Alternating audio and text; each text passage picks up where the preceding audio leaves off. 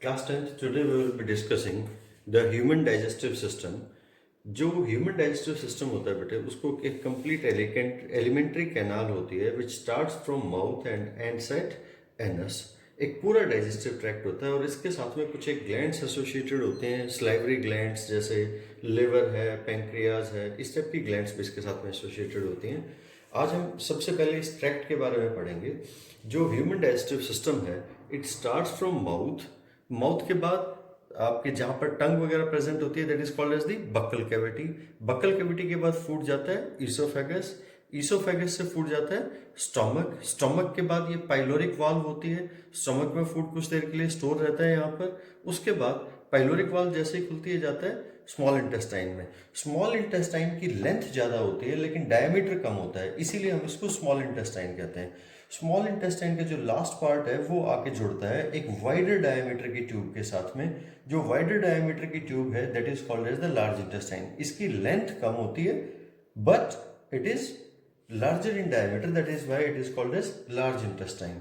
Large intestine का जो last part होता है रेक्टम, वो कुछ देर के लिए जो अनडाइजेस्टेड फूड है उसको स्टोर करके रखता है and finally it is passed out through anus. इसके साथ में जो दो मेजर ग्लैंड्स हैं जो आप लोग स्टडी करेंगे, one is liver, other is pancreas. Liver के सिक्रेशंस को जो स्टोर करके रखता है that is called as the gall bladder. एक छोटा सा पाउच लाइक स्ट्रक्चर, एक छोटी सी थैली लाइक स्ट्रक्चर होती है जो इन सिक्रेशंस को स्टोर करके रखता है कुछ देर के लिए. इन सभी पार्ट्स के, डाइजेस्टिव सिस्टम के सभी पार्ट्स के बारे में हम डिटेल में पढ़ेंगे वन बाय वन. लेकिन उससे पहले डाइजेशन क्या होता है हमें वो पता होना चाहिए. डाइजेशन का सिंपल सा मतलब होता है जो कॉम्प्लेक्स इनसॉल्युबल फूड पार्टिकल्स होते हैं, they can not diffuse through the membrane. वो सेल मेम्ब्रेन को क्रॉस करके और एक सेल से दूसरी सेल में नहीं जा सकते. उनको सिंपल, सॉल्युबल और डिफ्यूजेबल फॉर्म में कन्वर्ट करने का जो प्रोसेस है that is called as digestion. हम खाते क्या हैं? We eat proteins, we eat starch, we eat fat. Starch की जगह जनरल वर्ड यूज करना चाहिए कार्बोहाइड्रेट्स. ठीक है, इनमें से प्रोटीन हो, फैट हो या स्टार्च हो या कार्बोहाइड्रेट्स हो, मोस्टली कॉम्प्लेक्स पार्टिकल्स हैं. ये हमारी सेल मेम्ब्रेन्स को क्रॉस करके नहीं जा सकते ब्लड स्ट्रीम में. तो इनको सिंपल फॉर्म में कन्वर्ट करना है, यानी कि proteins are converted into amino acids, starch और complex carbohydrates are converted into simple sugars like glucose, fructose etcetera. और जो स्टार्च, जो फैट्स होते हैं, they are converted into fatty acid and glycerol. ये प्रोटीन, स्टार्च और फैट ये complex insoluble non diffusible substances हैं. They are converted into amino acids, simple sugars and fatty acids, glycerol. These are simple, soluble and diffusible. तो ये जो conversion है, this is called as digestion. Now we will study the digestion taking place in different parts of digestive system one by one. जो सबसे पहला part आता है digestive system का, that is called buccal cavity. खाना खाने के इमीडिएट बाद जिस एम्प्टी स्पेस में फूड पार्टिकल जाते हैं that is called as the buccal cavity. इसमें आपका टेथ, टंग, स्लाइवरी ग्लैंड्स वगैरह ये सारी चीजें प्रेजेंट होती है. बकल कैविटी के अंदर फूड का मैकेनिकल ब्रेकडाउन भी होता है और केमिकल ब्रेकडाउन भी होता है. Mechanical breakdown occurs with the help of teeth और केमिकल ब्रेकडाउन होता है with the help of saliva. Saliva में खासतौर पे एक एंजाइम प्रेजेंट होता है that is called as salivary amylase. ये सलाइवरी अमाइलेज स्टार्च, जो कि एक कॉम्प्लेक्स शुगर है, कॉम्प्लेक्स कार्बोहाइड्रेट है सॉरी, उसको सिंपल शुगर्स में कन्वर्ट करता है. अब आपने ऑब्जर्व किया होगा कि अगर आप पोटैटो, राइस या चपाती को ज़्यादा देर तक मुंह में रखते हैं तो उसमें से एक स्वीट सेंसेशन आनी शुरू हो जाती है, जबकि स्टार्च का कोई टेस्ट नहीं होता. उसके पीछे रीजन क्या है? ये स्लाइवरी अमाइलेज स्टार्च को सिंपलर शुगर्स में कन्वर्ट कर देता है. They are sweet in taste. लेकिन स्लाइवरी अमाइलेज बहुत कम टाइम तक एक्ट कर पाता है, तो यहाँ पर स्टार्च की सिर्फ पार्शियल डाइजेशन होती है. बकल कैविटी में फूड बहुत कम टाइम के लिए रहता है, तो बहुत कम टाइम के लिए जो हमारे कार्बोहाइड्रेट्स हैं उसके ऊपर स्लाइवरी अमाइलेज एक्ट करता है, तो बहुत कम डाइजेशन होगी यहाँ पर.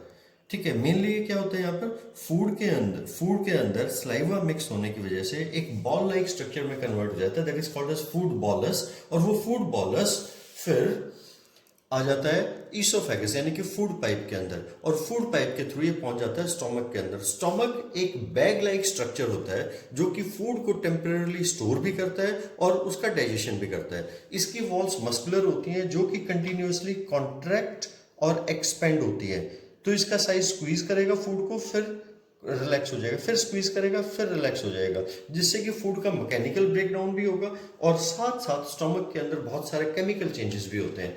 स्टमक के दो एंड्स होते हैं, कार्डियक एंड और ये होता है बेटे और पाइलोरिक एंड। यहाँ पर ये पाइलोरिक वाल्व होती है जो कि नॉर्मली क्लोज रहती है, जिसकी वजह से फूड यहाँ पर स्टमक के अंदर इकट्ठा होकर रहेगा और यहाँ पर डाइजेशन रहेगी। स्टमक के अंदर जो जो चेंजेस आते हैं वो हम लोग वन बाय वन डिस्कस करेंगे। सबसे पहला चेंज आता है स्टमक के अंदर फूड एसिडिक हो जाता है। स्टमक के अंदर हाइड्रोक्लोरिक एसिड प्रेजेंट होता है और ये एसिड फूड को एसिडिक बना देगा। इसके बहुत सारे बेनिफिट हैं। सबसे पहला और मेन बेनिफिट क्या होता है इसका, it help in disinfecting the food. Normally जो माइक्रो ऑर्गेनिजम्स होते हैं बहुत ही लो पीएच पे ग्रो नहीं कर पाएंगे, तो फूड के साथ साथ जितने भी माइक्रो ऑर्गेनिजम्स आते हैं उनको नॉर्मली ये HCl किल करने का काम करता है। सेकंड क्या होगा, जो HCl है being an acid it will dissolve the cementum that join the various cells together. मतलब फूड के जो अलग अलग पार्टिकल्स हैं उनको एक दूसरे से ब्रेकअप करके दूर करने का काम करता है। और सबसे मेन बात क्या होती है HCl की, it help in activating certain enzymes. बहुत सारे एंजाइम्स होते हैं जो अपनी इनएक्टिव फॉर्म में सिक्रेट होते हैं। ऐसे ही स्टमक में भी जो एंजाइम्स होते हैं, रेनिन नाम का एंजाइम होता है, ये अपनी इनएक्टिव स्टेट में सिक्रेट होता है प्रोरेनिन की फॉर्म में, और इसको रेनिन में कौन कन्वर्ट करेगा, HCl। सिमिलरली जो पेप्सिनोजन है वो भी इनएक्टिव स्टेट है, उसको पेप्सिन में कौन कन्वर्ट करेगा, HCl। यानी कि जो HCl है वो फूड पार्टिकल्स को सिंपलर फॉर्म में भी ब्रेक करता है और इनएक्टिव एंजाइम्स को भी एक्टिवेट करता है और फूड को डिसइंफेक्ट भी करता है। अब बात आती है ये HCl जो होता है इस स्टमक की वॉल्स को क्यों नहीं डिग्रेड करता, इन स्टमक की वॉल्स को क्यों नहीं ब्रेक कर देता ये, उसके पीछे वजह क्या है। स्टमक की जो वॉल्स होती हैं उनके ऊपर एक प्रोटेक्टिव कवरिंग होती है म्यूकस की। ये HCl जो होता है इस म्यूकस के डायरेक्ट कांटेक्ट में आता है, ना कि स्टमक वॉल्स के। और दूसरी बात, जो स्टमक वॉल्स हैं इसकी अपर मोस्ट लेयर यानी कि ये वाली जो लेयर होगी that is continuously being replaced, बहुत जल्दी जल्दी रिप्लेस होती जाती है। मतलब even if these cells they become dead they will be replaced very soon. Stomach के अंदर जो रेनिन और पेप्सिन है दे help in digestion of proteins. मतलब प्रोटीन को स्मॉलर फ्रेगमेंट्स में कन्वर्ट कर देते हैं जिनको हम पेप्टोन्स या पेप्टाइड्स बोल देते हैं। और गैस्ट्रिक लाइपेज नाम का एक एंजाइम होता है जो कि लिपिड्स यानी कि फैट्स को डाइजेशन करने में हेल्प करता है। तो स्टमक में क्या क्या चेंजेस है, स्टमक में क्या क्या चेंजेस है, स्टमक में फूड की पार्शियल डाइजेशन होगी and food become acidic. There is partial digestion of proteins, partial digestion of lipids.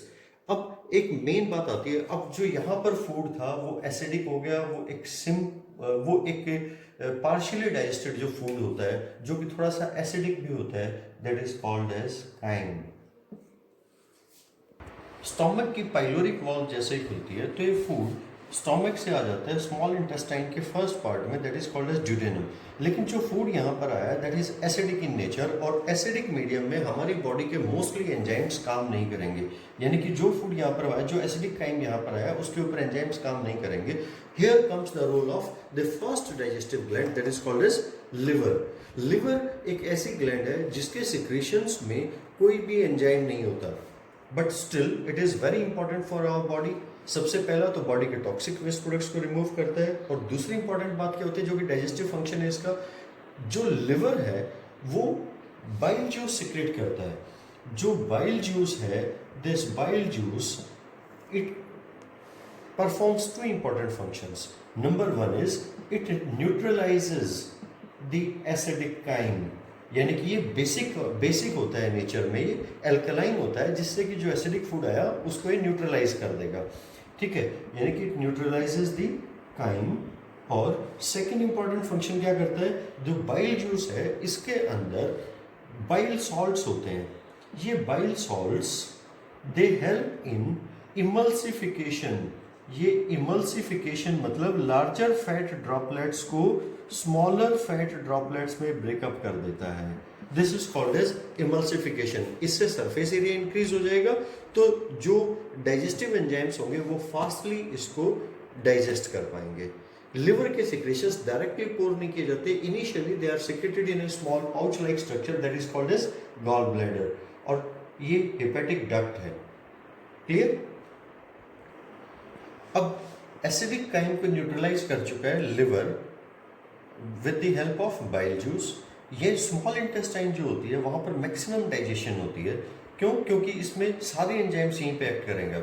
जो पेंक्रियाज है, पेंक्रियाज नेक्स्ट ग्लैंड है जो हम लोग डिस्कस करेंगे। Pancreas it is a dual gland. Dual मतलब it is both endocrine as well as exocrine. In class 8 we have studied कि pancreas जो होता है वो इंसुलिन और ग्लूकागन सेक्रेट करता है that help in maintaining the blood glucose level, जो कि हार्मोन्स होते हैं। अब बात करते हैं हम एक्सोक्राइन नेचर की। डाइजेशन में जो पेंक्रियाज है उसका एक्सोक्राइन नेचर काम करता है और वो एक जूस सिक्रेट करता है that is called as pancreatic juice. Pancreatic juice जो होता है उसको पेंक्रियाटिक डक्ट की हेल्प से आगे चल के जो कि बाइल डक्ट में मिल जाती है उसको बोलते हैं हिपेटोपेंक्रियाटिक डक्ट, और वो सारे सिक्रीशन इस स्मॉल इंटेस्टाइन के अंदर डाल देता है फूड के ऊपर।